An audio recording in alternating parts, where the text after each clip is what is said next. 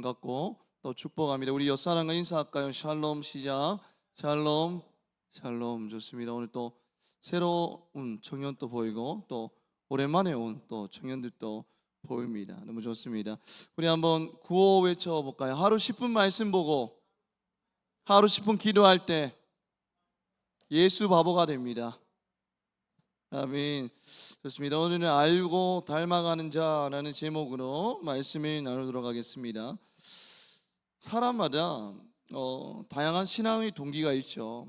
근데 제가 얼마 전에 이 파이디온 여름 성경학교 이 강습회를 보게 되었는데, 거기서 이제 조사한 리서치를 보니까 사람들에게 물었어요. 이게 성도들에게 신앙의 동기가 무엇입니까라고 하니까 거의 한 40% 정도가 이 마음의 평안을 위해서 교회를 다닌다라고 그렇게 말했다라고 합니다. 마음의 평안을 위해서 교회를 다닌다라고 합니다.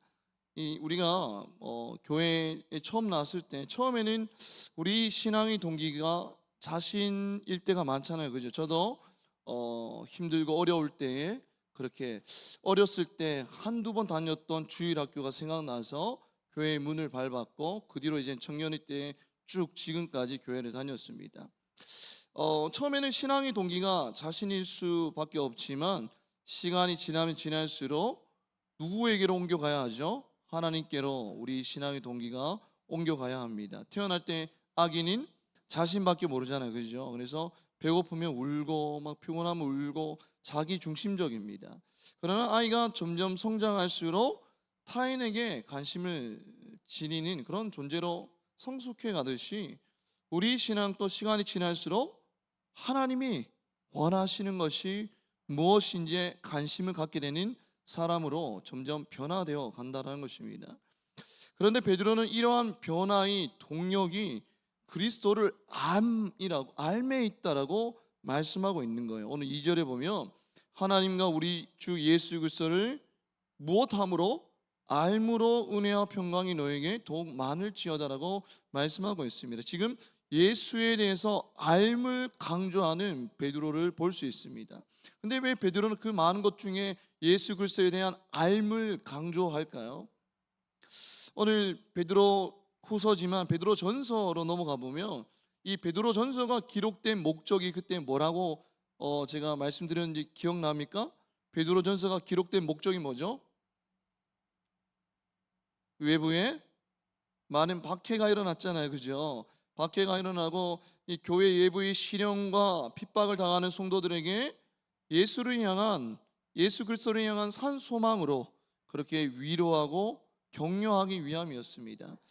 그리고 이제 그게 이제 한 기원 후 64년쯤에 베드로전서가 쓰여졌는데, 그리고 나서 이제 3, 4년이 지난 한 기원 후 한 67년쯤에 또 여전히 고난이 끊이지 않는 거예요. 고난이 좀 끝나야 되는데 고난이 끝나지 않습니다. 그러니까 이 성도들은 고난이 끊이지 않으면 성도들의 마음이 어떻죠? 몸과 마음에 피로감이 몰려들기 시작합니다. 여러분도 그렇잖아요. 내가 기도를 해가지고 하나님 이 고난 좀 없애주십시오라고 기도했는데 그 고난이 1개월, 6개월, 1년, 5년, 10년, 20년 이렇게 지나가면 어떻죠? 몸과 마음에 피로가 오잖아요. 초대교회 성도들도 그랬다는 것입니다. 그러니까 너무 이렇게 힘들고 어려우니까 그 마음의 틈새에 누가 들어오냐? 이 이단 사상과 이 거짓 교사들이 막 하고 드는 것입니다. 여러분, 우리가 이단에 가장 빠지기 쉬운 시기가 언제죠? 외로울 때, 몸과 마음이 힘들 때 우리는 이단에 빠지기가 쉽습니다. 신천지에 빠진 사람들, 거기서 이렇게 빠졌다가 나온 사람들의 간증을 들어보면 신천지에 빠지는 이유 중에 하나가 교리도 있겠지만 그것보다 더 이렇게 한 것은 거기 가면 그렇게 사람들이 정말 사랑으로 진심으로 맞아준대요. 이 새 가족이 오면 왔냐 하면서 그냥 쳐다보고 있는 것이 아니라 진심으로 맞아주고 아껴주고 연락하고 그렇게 한다라고 합니다. 그러니까 그 사랑의 맛을 본 사람들은 나중에 이제 이게 이단인지 알면서도 빠져나오지 못한다라고요. 너무 이게 뜨겁게 교제를 하니까 그렇습니다. 여러분, 어쨌든지 간에 우리가 좀 외롭고 힘들고 또 고난이 끊이지 않을 때 그때 마음이 좀 흔들리잖아, 그죠? 교회를 다녀도 고난이 끊이지 않고 예수를 믿어도 고난이 끊이지 않을 그때 우리 마음은 좀 힘이 됩니다. 그때 이단에 빠지기 쉬워요. 바로 초대교회가 그랬다는 것입니다. 그래서 고난 가운데 있는 그 지쳐 있는 성도들 가운데 이제 교회 내부에 이단 사상이 들어온 거예요. 거짓 교사들을 통해서 이단 사상이 들어오는 그런 상황입니다. 그런 상황 가운데에서 이 베드로는 무엇을 강조하고 있다고요? 2절에 누구를 알아라고요? 예수 그리스도를 알매에 대해서 강조하고 있다는 것입니다. 우리가 하나님 믿는 성도인 우리가 예수 그리스도가 누군지 제대로 알 때에 여러분들 이단 사상을 지닌 거짓 교사들의 그 달콤한 속상의 위로 흔들림 없이, 그리고 또 고난 가운데서도 흔들림 없이 우리 신앙을 굳건히 지켜나갈 수 있음을 지금 말씀하고 있다는 겁니다. 여러분들 예수 그리스도를 알미 너무 중요한데, 그러면 이 어떤 대상에 대한 알은 크게 두 가지 종류로 나눕니다. 먼저 첫 번째는 뭐냐면 일반적인 지식에 대한 알미 있어요. 여러분들이 소개팅에 나갔다라고 한번 생각해 봅시다. 소개팅에 나가서 이렇게 1대1로 이제 마주보고 있죠. 처음에는 어떤 질문들을 하죠? 처음부터 너무 딥하게 들어가지 않잖아요, 그죠? 뭐 삶의 고민이 무엇인지 이런 건 묻지 않잖아요, 그죠? 처음에는 뭐를 묻죠? 뭐 이름 묻죠. 이름하고 뭐 어디 살고 있는지, 고향은 어디인지, 뭐 취미는 뭔지, 직업은 무엇인지 이런 간단한 정보들을 묻고 시작하죠. 좋아하는 음식은 무엇인지 이런 것을 묻습니다. 그런데 여러분들 이런 것들은 상대방에 대한 정보가 있는 것이지 그 사람에 대해서 제대로 안다라고는 할 수 없는 거예요, 그죠? 그 사람에 대해 깊이 안다라고 할 수는 없는 것입니다. 그냥 간단한 정보만 아는 것이죠. 여러분들 그 정보가, 상대방에 대한 정보가 나에게 큰 영향을 주지는 않습니다. 그 사람의 취미가 무엇인지, 그 사람의 나이가 무엇인지, 어느 정도 되는지, 직업이 무엇인지가 나에게 큰 영향을 주지는 않습니다. 나에게 큰 울림을 주지는 않죠. 그것이 나에게 감동을 주지는 않습니다. 그것이 나에게 변화를 주지는 않아요. 이처럼 일반적인 지식과 정보에 대한 암을 헬라어로 뭐라고 말하면 그노시스라고 합니다. 뭐라고요? 그노시스예요. 일반적인 지식과 정보에 대한 알미, 바로 헬라어로 그노시스라고 합니다. 근데 죄송하지만 2절에 나오는 그 예수를 알면 그노시스가 아니에요. 일반적인 정보에 대한 알미 아니라는 것입니다. 그러면 2절에서 말씀하는 알은 무엇인가요? 바로 그노시스 앞에 에피가 붙어서 에피그노시스입니다. 뭐라고요? 에피그노시스예요. 이 에피그노시스는 뭐냐면 관계를 통해서 형성되는 알을 의미합니다.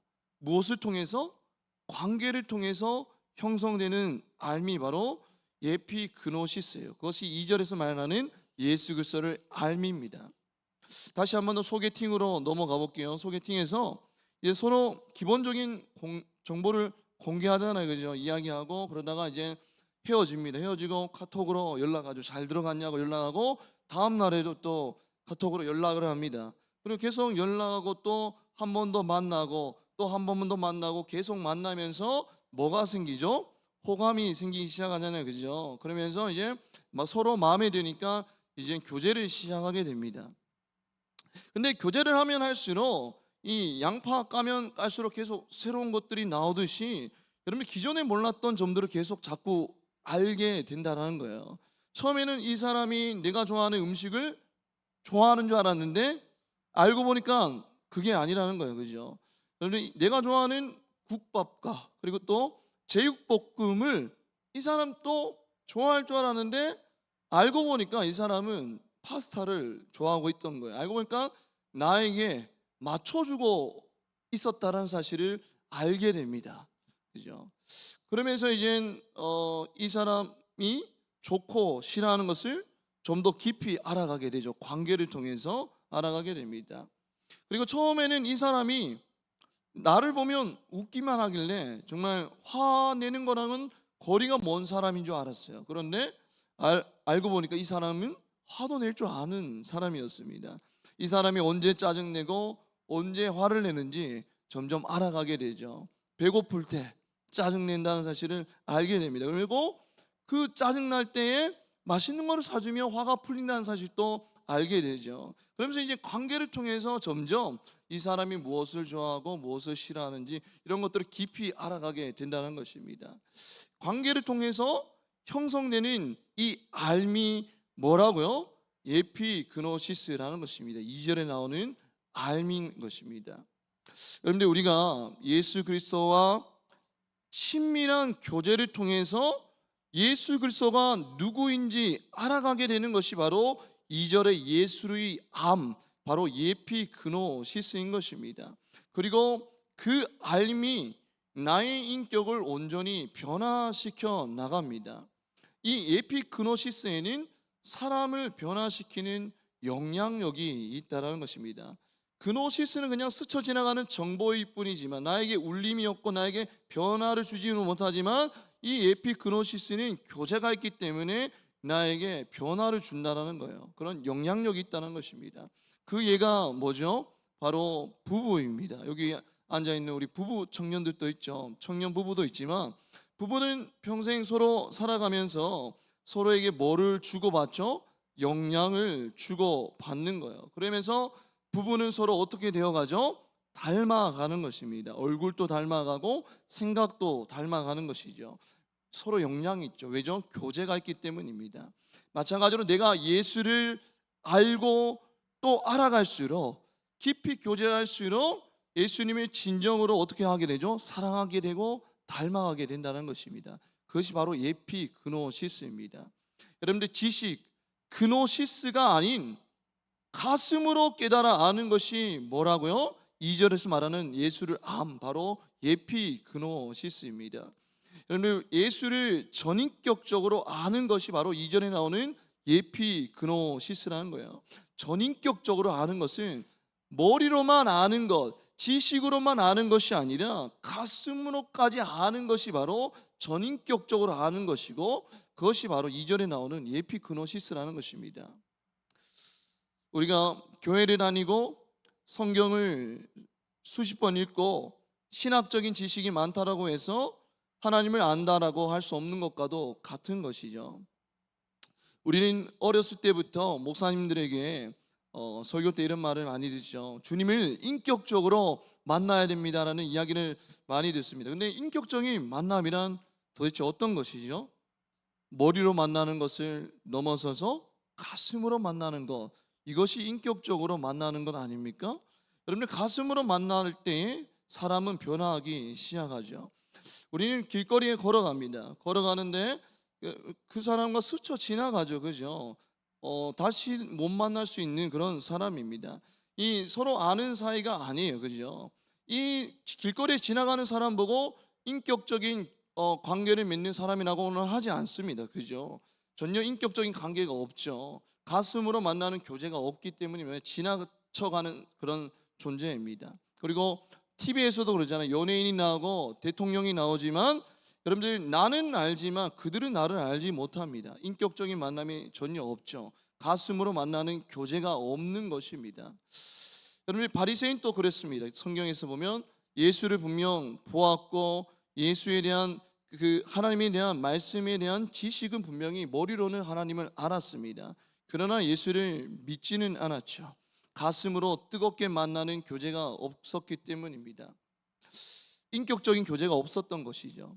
그런데 베드로 한번 볼까요? 베드로는 나는 예수님 죽어도 예수님 떠나지 않겠다라고, 그렇게 부인하지 않겠다라고 고백했던 베드로지만, 결정적인 순간에 예수를 부인했습니다.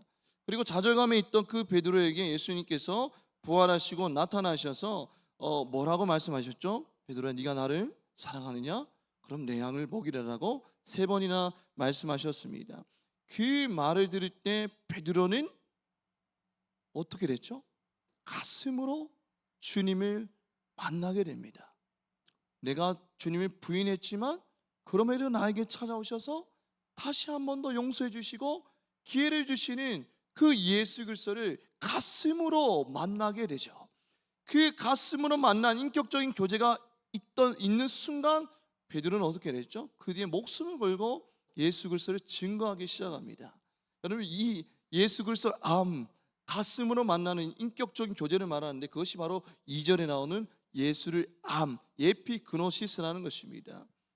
여러분들, 우리도 교회를 다니고 말씀을 많이 듣고 유튜브에서 기라성 같은 목사님의 말씀을 많이 듣지만 예수님과 가슴으로 만나는 친밀한 교제가 없다라면, 걸어갈 때에도 예수님과 대화하고, 밥을 먹을 때에도, 일을 할 때에도, 무엇을 할 때에도 내 안에 계신 예수 그리스도를 바라보는 인격적인 깊은 가슴으로 만나는 교제가 없으면, 여러분들, 그 신앙은 오늘 초대교회처럼 고난이 오고 이란이 왔을 때 흔들릴 수밖에 없다라는 거예요. 그래서 우리가 자꾸 외치고 있지 않습니까? 매일매일 예수를 바라보자, 내 안에 계신 예수를 바라보자라고 그렇게 우리가 구호를 외치고 있지 않습니까? 여러분들, 하나님을, 예수를 알미란, 에피그노시스란 여러분들 하루아침에 되는 것이 아니에요. 죄송하지만 3분 짜장 카레 전자레인지 돌리고 완성, 이런 게 아니라는 것입니다. 여러분들, 우리는 상대방과, 내가 이게 호감이 있는 상대방과 깊은 관계를 위해서는 여러분들 어떻게 해야 되죠? 내가 이 사람과 깊은 관계를 맺고 싶다. 그러면 우리는 어떤 노력을 해야 되죠? 이 사람과 어떻게 해야 돼요? 자주 만나야 돼요. 그죠?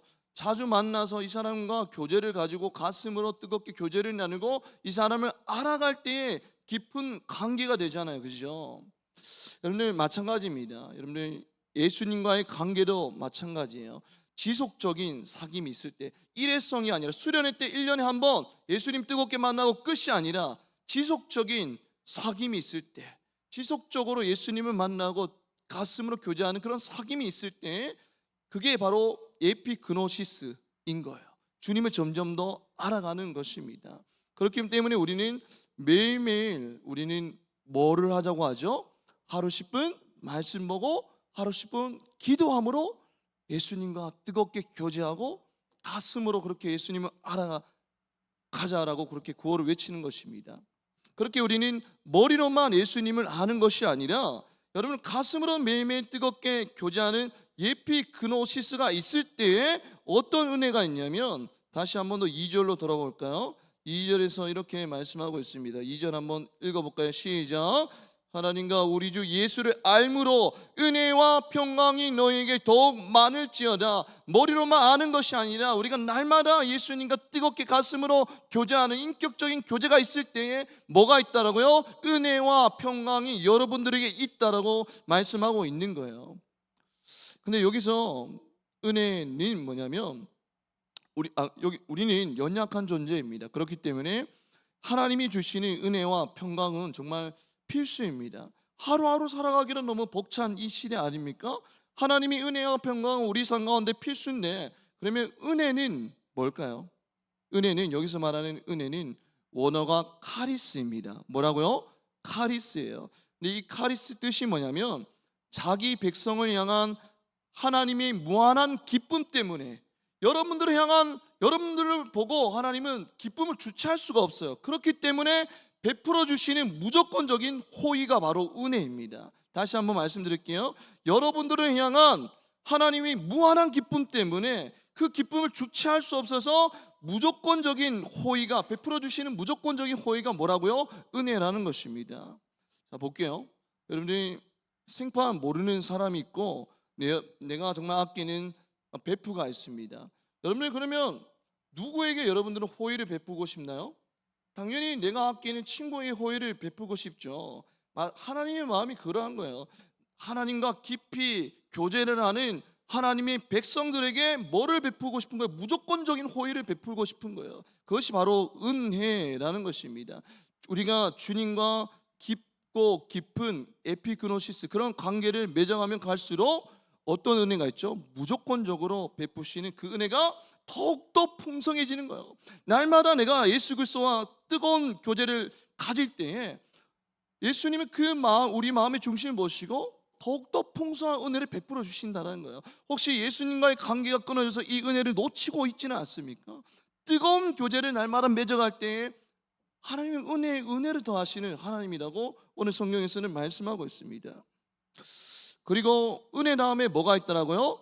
평강이 있습니다. 평강이 뭐냐면 외부적인 어떤 상황에서도 고요함과 평정을 유지하는 상태가 평강이라고 합니다.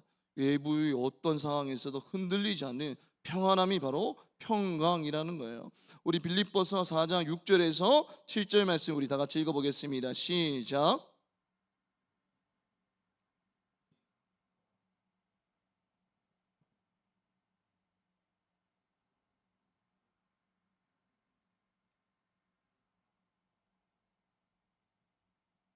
하나님의 평강이 너희 마음과 생각을 지키신대요. 하나님의 평강이 흔들리는 여러분들의 마음을 지키시는데 그 앞에 전제가 뭐라고 나왔죠? 아무것도 염려하지 말고 오직 모든 일에 뭐 하라고요? 기도와 간구로 나아가라고 그렇게 말씀하고 있다는 거예요. 우리가 날마다 말씀을 보고 또 기도로 주님을 뜨겁게 알아갈 때에 에피그노시스의 그 알미 있을 때에 여러분들 하나님의 뭐가 있죠? 평강이 우리 마음과 생각을 지킨다라는 거예요. 백만 대군이 쳐들어와도 흔들리지 않는 그런 마음이 우리 가운데 있다라는 것입니다. 여러분들 우리가 기도로 주님과 그렇게 뜨겁게 교제하며 주님을 우리가 인격적으로 알아가면 알아갈수록 문제는 어떻게 보이죠? 작아 보입니다. 그리고 오케이. 그리고 뭐는 커 보여? 주님은 커 보여요. 여러분들 이게 에피그노시스의 은혜입니다. 주님을 기도를 통해서 주님을 알아가면 알아갈수록 문제는 되게 작아져 보이고 주님은 더욱더 커 보이는 은혜가 있다는 거예요. 그러면 어떻죠? 그 고난 가운데서도 우리 마음을 지키는 은혜가 있다는 것입니다. 오늘 초대교회 성도들은 이렇게 힘든 어려운 상황 가운데서 이단의 사상에 흔들렸지만 우리 감람나무 청년부는 정말 먹고 살기 힘든 마음 지키기 힘든 이 시대 가운데서도 예수 그리스도를 알므로 에피그노시스 머리로만 아는 것이 아니라 매일매일 주님과 동행하며 뜨겁게 가슴으로 교제함으로써 어떤 고난이 와도 흔들리지 않는 하나님의 은혜와 평강이 가득하기를 주님의 이름으로 축복합니다. 그리고 나서 이제 오늘 4절에 볼까요? 4절에 보면 이렇게 말씀하고 있습니다. 우리 다 같이 한번 읽어볼까요? 시작. 이 약속으로 말미암아 너희가 정욕 때문에 세상에서 썩어질 것을 피하여 신성한 성품에 참여하는 자가 되게 하려 하셨느니라 라고 하고 있습니다. 무엇에 참여하는 자가 되기 위해서 우리를 부르셨다라고요? 신성한 성품에 라고 말씀하고 있습니다. 하나님이 여러분들을 부르신 목적은 크게 두 가지가 있습니다. 하나님께서 여러분들에게 영원한 생명을 주시기 위해서 여러분들에게 믿음을 주셨고, 여러분들 두 번째는 뭐냐면 하나님의 거룩한 성품에 참여하기 위해서 여러분들을 부르셨다는 거예요. 쉽게 말하면 예수를 닮은 자로 성숙해지기 위해서 여러분들을 부르셨다는 사실을 우리는 꼭 기억해야 됩니다. 여러분들 우리가 이 신성한 성품에 참여하기 위해서 예수님의 성품을 닮아가기 위해서 하나님의 부르심을 받았는데 우리가 에피그노시스 즉 지속적으로 매일매일 주님과의 인격적인 관계를 맺어갈 때에 점점 주님을 닮아가는 사람으로 우리는 변화되는 것입니다. 그러면서 이제 5절에서 7절에 보면 이 우리가 이제 예수 그리스도를 알아갈 때 변화되는 성품의 단계가 나와 있습니다. 한번 단계를 볼까요? 먼저 우리 가운데 뭐가 있죠? 믿음이 있잖아요, 그죠? 예수 그리스도를 믿는 믿음이 있습니다. 그 믿음도 하나님 주신 선물이죠, 그죠?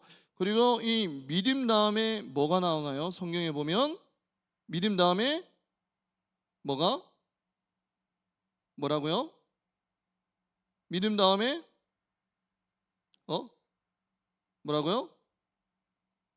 덕. 그 다음에 또 뭐가 있죠? 지식이 있고 또 절제가 있고 또 인내가 있고 마지막에 뭐가 있다고요? 사랑이 있다는 겁니다. 자 볼게요.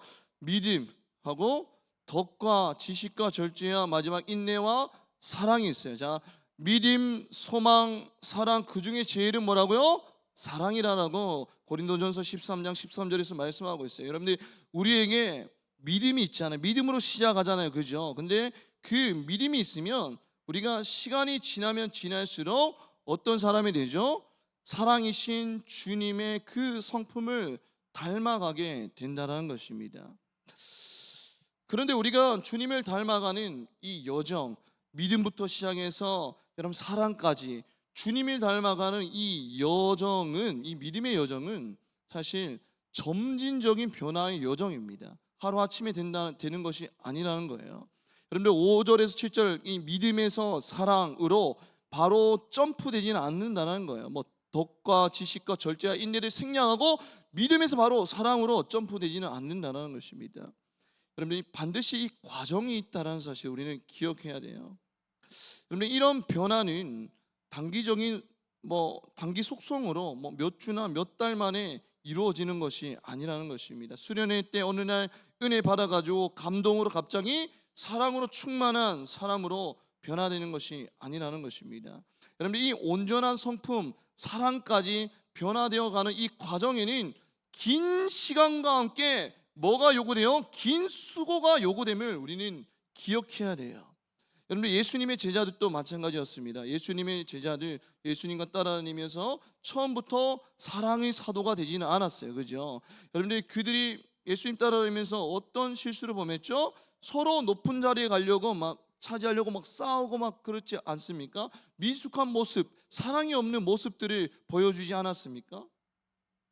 여러분들 우리도 마찬가지예요. 여러분들 이 믿음이 있는데 이 믿음에서 한순간에 하루아침에 사랑으로 여러분들 넘어가지는 않습니다. 여러분 근데 우리는 신앙생활 하다가 우리 연약함 때문에 실망하거나 낙심할 때가 많아요. 그죠?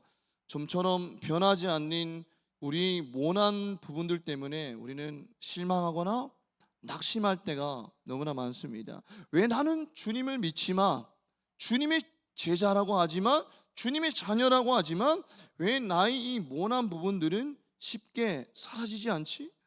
쉽게 변하지 않는 모습들에 실망할 때가 너무 많다는 거예요. 내가 저 지체를 사랑하고 싶은데 여전히 내 안에 있는 가시 때문에 저 지체를 사랑하지 못하는 그런 모습들을 보고 내 자신의 모습들을 보고 실망하고 좌절할 때가 우리는 많지 않습니까? 근데 왜 그렇게 우리는 실망하고 좌절하죠? 우리 이 변화의 주체가 바로 나라고 생각하기 때문에 나의 믿음으로 막 변화하려고 내 자신을 변화시키려고 하는데 변하지 않는 나의 모습들을 보고 우리는 실망하고 좌절하기가 너무나 쉽다는 것입니다. 그런데 여러분들 오늘 5절에서 이 너희가 힘써 너희 믿음에라고 했는데 이 믿음은 사실은 여러분들 우리의 확신 우리의 믿음이 아니라는 것입니다. 히브리서 12장 2절 말씀 한번 볼까요? 우리 다 같이 읽겠습니다. 시작. 믿음의 주여 또 온전하게 하시는 이 예수를 바라보자. 이까지만 읽을게요. 여러분들 믿음인데 믿음의 주인이 누구라고요? 예수라고 말씀하고 있어요. 여러분들 믿음의 주요는 여러분들 원어로 아르케고스입니다. 헬라어로 아르케고스인데 믿음의 창시자라고도 그렇게 해석을 할 수 있습니다. 그러니까 믿음을 우리 안에 창조하시는 분이 믿음을 주신 분이 누구라고요? 예수 그리스도라는 거예요. 우리는 나의 확신으로 예수 그리스도를 믿었다라고 착각할 때가 많지만 우리의 확신으로 예수 그리스도를 믿은 것이 아니라 그 예수 그리스도를 향한 그 믿음 또 누가 주셨다라고요? 예수 그리스도가 우리 안에 주셨다라는 사실입니다. 그리고 그 믿음을 온전하게 하시는 이인, 그러니까 그 믿음을 주셨고 그 믿음을 온전하게 자라게 하실 이도 완성시키실 분 또 누구라고요? 예수 그리스도라는 거예요. 우리가 아니라는 것입니다. 내가 막 나의 믿음을 가지고 막 아둥바둥 막 변화시켜 나가려 그런 게 아니라는 거예요. 믿음을 주신 분 또 예수 그리스도고 그 믿음을 자라게 하고 완성시키실 분 또 누구라고요? 예수 그리스도라고 말씀하고 있다는 것입니다. 그렇기 때문에 여러분들 믿음에서 시작해서 아까 쭉쭉쭉 절제, 인내 그리고 사랑이 있잖아요. 믿음부터 사랑까지 이 변화될 때까지 여러분들 그 과정 가운데 여러분들 우리는 혼자가 아님을 여러분들 기억해야 돼요. 나 혼자 아둥바둥 그렇게 변화시켜 나가려고 내 자신을 변화시켜 나가려고 그런 게 아니라는 것입니다. 주님은 늘 그 과정 가운데서 우리와 함께 하심을 우리는 기억해야 돼요. 예수님은 우리와 그 변화의 과정 가운데 함께 달려주시는 분이심을 우리는 기억해야 됩니다. 여러분들이 마태복음 8장 17절 말씀 한번 읽어볼까요? 시작.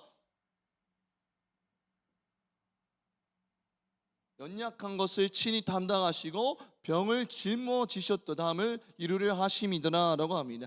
예수님은 십자가에서 우리 모든 연약함을 다 담당하셨어요. 육체적인 연약함 뿐만 아니라 우리 내적인 연약함들, 우리의 모든 연약함들을 다 담당하셨다라고 말씀하고 있는 거예요. 그래서 때로는 우리가 신앙생활하면서 저 지체를 막 품고 싶은데 그러지 못하는 나의 연약함을 마주하게 될 때에 예수님께서 어떻게 네가 그럴 수 있니?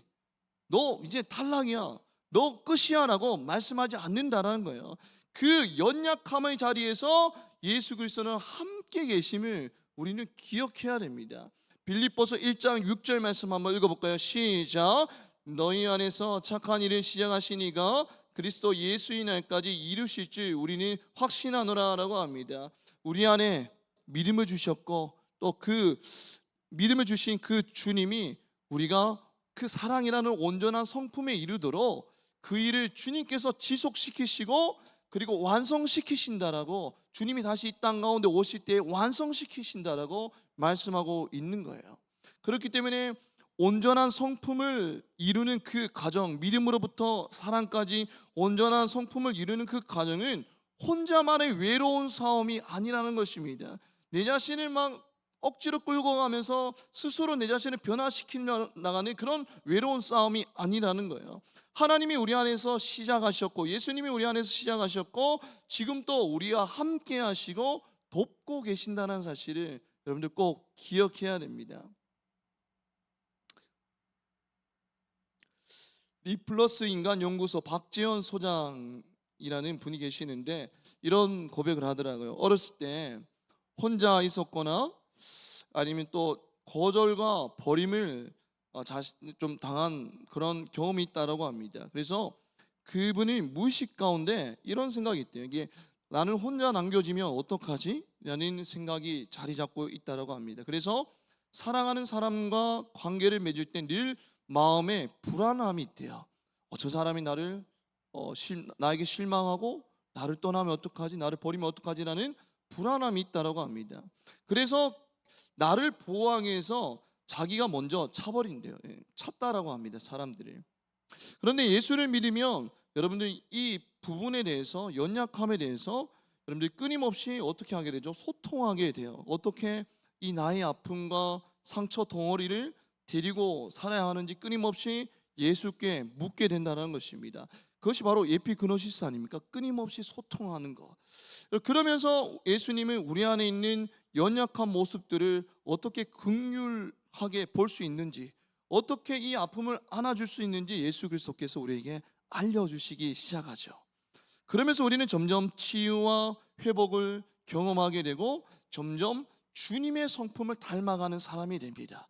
나의 모난 부분, 선인장 같은 나의 그런 모난 부분들이 주님과 에피그노시스, 날마다 관계를 맺으면서 어떤 사람이 되죠? 주님을 닮아가는 성품으로 자라나게 되죠. 그 나중에는 사랑의 성품으로 우리는 변하게 된다는 것입니다. 그 과정 가운데 때로는 외롭고 힘들지만 주님이 우리와 함께 하시고 우리를 붙잡고 같이 함께 동행하고 있다는 사실을 우리는 기억해야 돼요. 절대 외로운 싸움이 아니라는 것입니다. 주님의 성품을 닮아가는 과정, 믿음으로부터 사랑에 이르는 그 과정은 혼자만의 싸움이 아니라 주님이 함께 하시는 거룩한 싸움임을 우리는 기억해야 된다는 거예요. 여러분들 오늘 말씀에 다시 한번 더 돌아가면 여러분들 베드로후서 1장 1절에 보면 예수 그리스도의 종이며 사도인 시몬 베드로는 이라고 합니다. 여러분들 시몬 베드로 무엇이 본명일까요? 시몬이다. 시몬이 본명이다. 손 들어볼까요? 베드로가 본명이다. 안 된 사람 뭡니까? 시몬이 본명이다 하면 다시 한번 들어볼까요? 시몬 5명. 베드로가 본명이다. 없어요. 뭐지 이거? 베드로가 자, 이 시몬이 본명이죠. 그럼 베드로는 누가 지어준 이름이죠? 예수님이 지어준 이름입니다. 여러분, 베드로의 원래 성격, 시몬의 원래 성격은 매우 급하고 다혈질이죠. 그죠? 여러분, 급하고 다혈질입니다. 막 예수와 함께하겠다라고 호언장담했지만 결국에는 여러 차례 실수를 하게 되죠. 실족하게 됩니다. 그런데 그러한 정말 다혈질이고 실수 많은 그를 향해서 예수님이 어떤 이름을 지어주셨다라고요? 베드로라는 이름을 주셨습니다. 여러분들, 베드로라는 이름의 뜻이 뭐라고요? 반석이라는 뜻을 가졌어요. 여러분들, 왜 그런 이름을 지어줬죠? 전혀 반석 같지 않는 매일매일 흔들리는 그 사람에게 반석이라는 이름을 지어주신 이유는 무엇인가요? 바로 주님은 베드로의 현재 모습을 보신 것이 아니라 장차 변화될 모습을 보셨기 때문이에요. 그리고 마침내 그 이름대로 초대교회를 이끌고 갈 수장이 됩니다. 여러분들, 시몬에서 베드로가 된 것은 베드로의 인간적인 의지나 능력이 아니라 주님께서 하신 일이에요. 여러분들, 믿음의 주여, 온전하게 하시는 이인 예수잖아요. 그죠? 베드로에게 믿음을 주셨고 그 성품을, 여러분들, 예수님이 닮아가는 그 성품을 온전하게 잘하게 하신 분도 예수 그리스도라는 사실을 우리는 기억해야 됩니다. 그렇기 때문에 여러분들, 우리는 믿음이 있지만 이 사랑까지 가기 위해서는 여러분들, 우리가 무엇을 해야 되냐면, 마지막으로 히브리서 12장 2절 말씀, 아까 읽은 말씀 다시 한번 더 볼게요. 읽겠습니다. 시작. 믿음의 주여 또 온전하게 하신 이 예수를 바라보자 라고 말씀하고 있습니다. 우리에게 믿음을 주셨고 앞으로도 우리를 예수를 닮아가도록 변화시킬 그 예수를 바라보는 것, 에피그노시스, 즉 머리로만 주님을 알아가는 것이 아니라 말씀과 기도로 날마다 예수님과 뜨겁게 가슴으로 교제할 때에 우리를 사랑의 성품으로 충만한 영혼으로 그렇게 우리를 만들어 가실 것입니다. 그리고 우리가 해야 될 것은 뭐죠? 그 우리의 믿음의 사랑으로, 사랑의 성품으로 변화시켜 나갈 누구를 바라보는 것? 날마다 예수를 바라보며 살아갈 때에 우리는 사랑이 충만한 그런 사람으로 변화되게 된다는 것입니다. 우리 청년들이 이 땅 가운데 살아가면서 늘 예수를 머리로만 아는 것이 아니라 인격적인 교제를 함으로써 사랑의 사도로 변화나가는 우리 모든 청년들 되기를 주님의 이름으로 축복합니다. 이 시간 우리 다 같이 찬양하며 나아가겠습니다.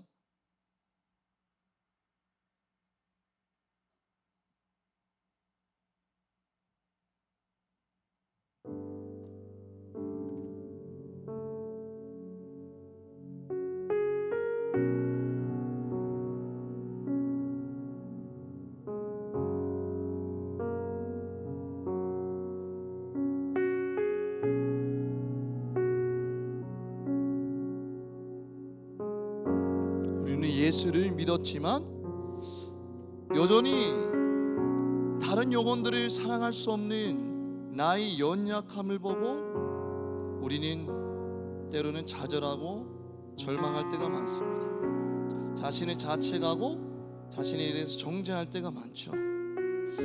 그러나 우리를 변화시키는 것은 우리의 의지가 아니라 예수 그리스도라는 사실을 기억해야 돼요. 믿음을 주신 분도 예수 그리스도고 그 믿음을 온전하게 자라게 하실 분도 예수 그리스도라는 사실을 우리는 기억해야 됩니다. 때로는 남을 사랑하지 못하는 연약함을 마주했을 때에 예수님이 우리를 보고 너 그 정도밖에 안 돼? 너 탈락이야 라고 우리를 버리시는 분이 아니라 믿음을 주시고 그 믿음을 완성시키실 예수님이 우리와 늘 함께 하신다는 사실을 우리는 기억해야 돼요. 그래서 오늘 우린 결코 놓지 않네에서 이렇게 고백하고 있어요. 예수 영원히 함께 하시고 우리를 다시 세우시네. 우리는 비록 넘어지고 자빠지지만 연약한 우리를 다시 세우시고 우리의 믿음을 완성시켜 나가며 우리를 예수를 닮은 성품으로 그렇게 변화시켜 나간다는 것입니다. 그 예수를 날마다 우리는 바라볼 때에 사랑이 충만한 인생으로 우리는 변화된다는 거예요. 우리 다 같이 오늘 말씀을 기억하면서 우리 결코 놓지 않네 찬양하며 나아가겠습니다.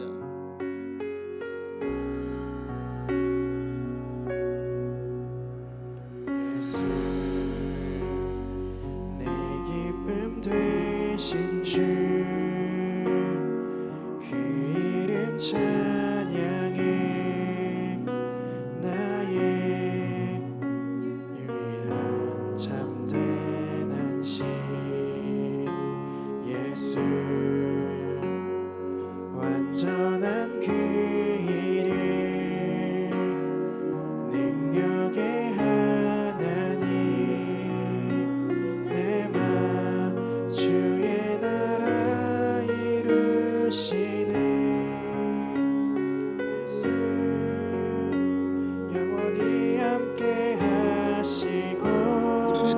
세우심이라. 우리 다시 세우시네. 그 사랑 무엇도 끊을 수 없네. 예수 완전한 소망 되시고 무너진 맘 채우시네. 그 약속 우리 결코 놓지 않네. 예수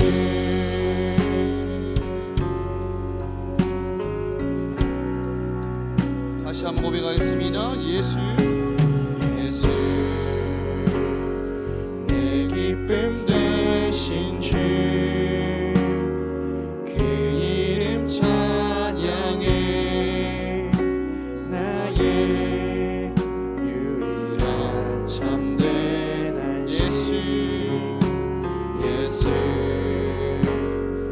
완전한 그 이름 능력의 하나님. 내 맘 주의 나라 이루시네. 예수 영원히 함께 하시고 우리 다시 세우시네. 그 사랑 무엇도 끊을 수 없네. 예수 완전한 소망 되시고 무너진 맘 채우시네. 그 약속 우리 결코 놓지 않네. 예수 영원히 함께 하시고 우리 다시 세우시네. 그 사랑 무엇도 끊을 수 없네. 예수 완전한 소망 되시고 무너진 맘 채우시네. 그 약속 우린 결코. 마지막으로 고백하겠습니다. 예수 영원히 함께 하시고 우리 다시 세우시네. 그 사랑 무엇도 끊을 수 없네. 예수 완전한 소망 되시고 무너진 맘 채우시네.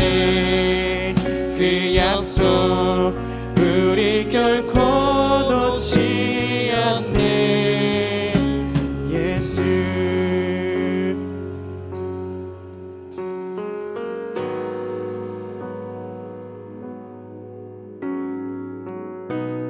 길거리에 마주치는 사람을 인격적인 교제를 맺는 사람이라고 우리는 하지 않습니다. 왜냐하면 상대방과 가슴으로 만나는 교제가 없기 때문입니다. TV에 나오는 연예인과 대통령, 또 우리는 그들을 알지만 그들은 우리를 알지 못합니다. 인격적인 만남이 없기 때문에, 가슴으로 만나는 교제가 없기 때문에 우리는 인격적인 만남이라고 부르지 않습니다. 그런데 인격적인 그 만남만이 우리 인생을 진정으로 변화시킬 수 있다는 것입니다. 베드로는 예수를 부인하지 않겠다라고, 예수를 떠나지 않겠다라고 호언장담했지만 예수를 부인하고 떠났습니다.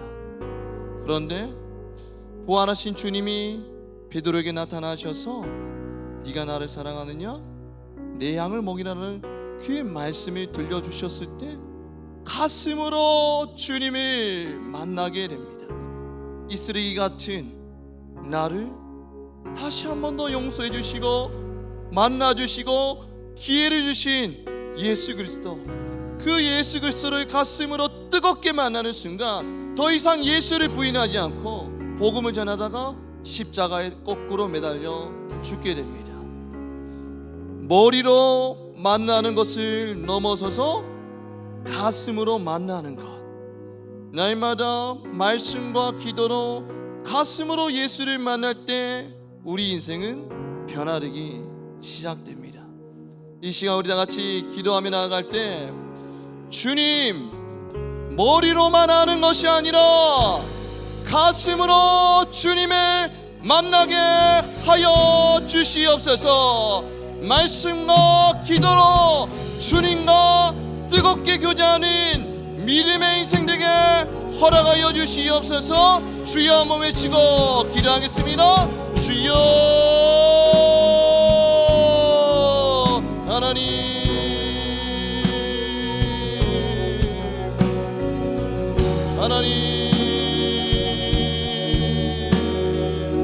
하나님 이 시간에 살아계신 하나님, 이곳 가운데 자정하시며 우리 예배를 받으시는 하나님을 찬양하며 기도하며 나아갑니다. 하나님 우리의 기도를 들으시고 응답하여 주시옵소서. 하나님 우리 모든 청년들, 하나님 그노시스가 아니라 날마다 예수 그리스도를 나의 주로 고백하며 나의 주인 되신 예수님과 뜨거운 교제를 맺으며 살아갈 수 있는 우리 모든 청년들 될 수 있도록 하나님 인도하여 주시옵소서. 메마른 우리 마음 가운데 믿음을 부어주신 예수 그리스도께서 날마다 우리와 함께 하심을 믿음으로 선포하게 하시고, 나의 주인 되신 예수 그리스도, 나의 인도자 되신 예수 그리스도, 고난 가운데서 나를 건져주신 예수 그리스도, 십자가 달려 죽으시고 우리를 구원하신 그 예수 그리스도, 우리의 모든 것 되신 예수 그리스도와 날마다 함께 동행하며 예수를 알아가는 삶 될 수 있도록 하나님 우리를 인도하여 주시옵소서. 예수를 전인격적으로 알아갈 때에 은혜와 평강이 우리 가운데 가득하게 하시고, 어떠한 고난이 우리를 흔든다 할지라도 흔들리지 아니하고 굳건한 믿음으로 승리하는 모든 인생들 될 수 있도록 하나님 인도하여 주시옵소서. 우리를 변화시켜 나가여 주시옵소서. 믿음, 소망, 사랑, 그 중에 제일은 사랑이라 말씀하신 주님의 말씀을 기억하게 하시고 우리를 변화시켜 나갈 그 예수를 바라보며 날마다 한 걸음 한 걸음 믿음의 발걸음을 내리는 우리 머리 청년들 될 수 있도록 하나님 인도하여 주시옵소서. 머리로만 하나님을 아는 바리새인과 같은 삶이 아니라 날마다 우리 양된 우리에게 말씀하시는 주님의 말씀을 들으며 그 말씀에 순종하며 따라가는 하나님 자들이 될 수 있도록 인도하여 주시고, 하나님 순종하며 나아갔을 때에 생각지도 못한 방법으로 역사하시니 살아계신 하나님을 만나는 뜨거운 교제가 회복될 수 있도록 하나님 인도하여 주시옵소서. 하나님이 하신 일들을 기대하며 기도하며 기다리며 나아갈 수 있는 우리 모든 청년들 될 수 있도록 하나님 인도하여 주시옵소서. 하나님이 행하신 일들을 찬양하며 나아갑니다.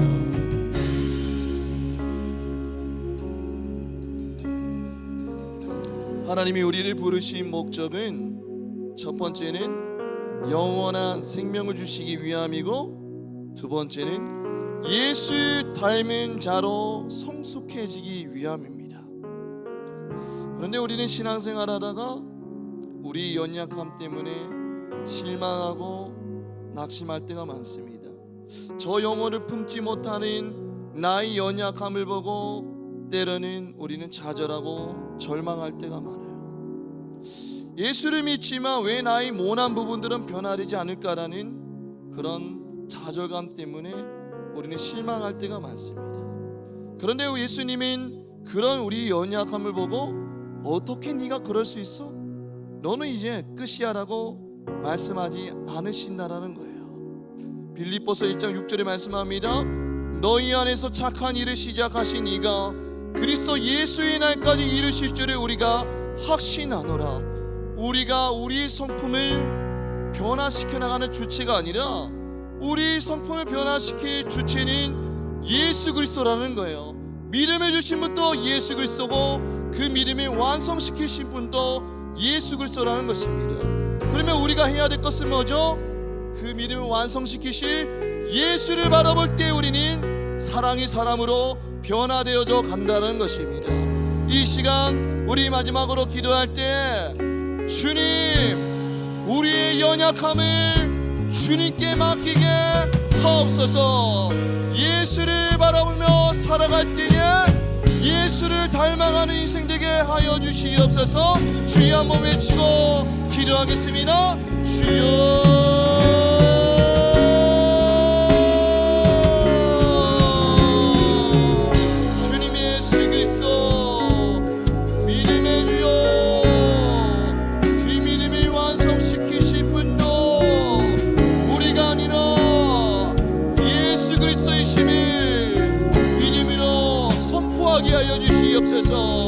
변화되지 않는 나의 모난 부분들, 변화되지 않는 나의 성품들 때문에 절망하고 좌절할 때가 있지만 그럴 때마다 변화의 주체는 우리가 아니라 예수 그리스도이심을 날마다 기억하게 하시고 우리를 변화시켜 나가시는 그 예수를 날마다 바라보게 하여 주시옵소서. 날마다 하루 10분 말씀을 묵상하게 하시고 날마다 하루 10분 기도함으로써 내 안에 계신 예수를 늘 바라보는 자를 될 수 있도록 하나님 인도하여 주시옵소서. 그럴 때에 우리에게 믿음을 주시옵고 우리를 예수로 닮아가는 자로 변화시키시는 예수 그리스도의 인도하심과 역사를 날마다 목도하는 우리 모든 청년들 될 수 있도록 하나님 인도하여 주시고 하나님 우리 청년들을 통하여 세상 가운데 예수의 사랑이 흘러나가게 하시고 우리 청년들을 통하여서 삶으로 전도하게 하시고 우리 청년들을 통하여서 믿지 않은 영혼들에게 예수의 사랑이 전해지는 역사를 경험하게 하여 주시옵소서. 하나님 우리가 아는 것이 아니라 하나님이 하시는 것임을 믿음으로 선포하게 하시고 그 예수를 바라보며 나아갈 때에 예수께서 이루시는 일을 두 눈으로 목도하는 인생 될 수 있도록 하나님 인도하여 주옵소서.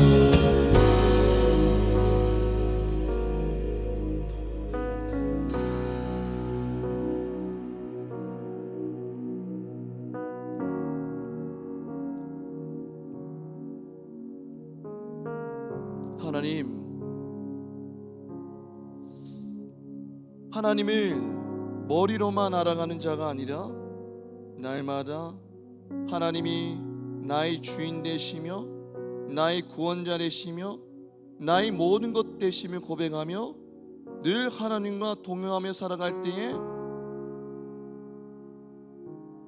그 하나님, 인격적인 하나님을 날마다 알아가는 우리 모든 청년들 될 수 있도록 축복하여 주시옵소서. 사랑의 하나님, 인내의 하나님, 긍휼의 하나님을 날마다 경험하게 하시고 그 하나님과 동행하며 살아갈 때에 은혜와 평강이 가득한 삶을 살 수 있도록 우리를 인도하여 주시옵소서. 하나님, 우리 모난 부분들 때문에 때로는 절망하고 좌절할 때가 있지만 우리를 변화시키는 것은 우리가 아니라 우리 안에 계신 예수 그리스도의 힘을 날마다 선포하게 하시고 날마다 예수 그리스도를 바라보며 살아갈 때에 사랑의 사도로 우리를 변화시켜 주시고 그 사랑으로 세상 가운데 복음을 전하며 믿지 않은 영혼들을 주가 머리 되신 교회로 인도하는 우리 모든 영혼들 될 수 있도록 축복하여 주시옵소서. 사랑이 마시 우리 주 예수 그리스도의 이름으로 기도드립니다. 아멘.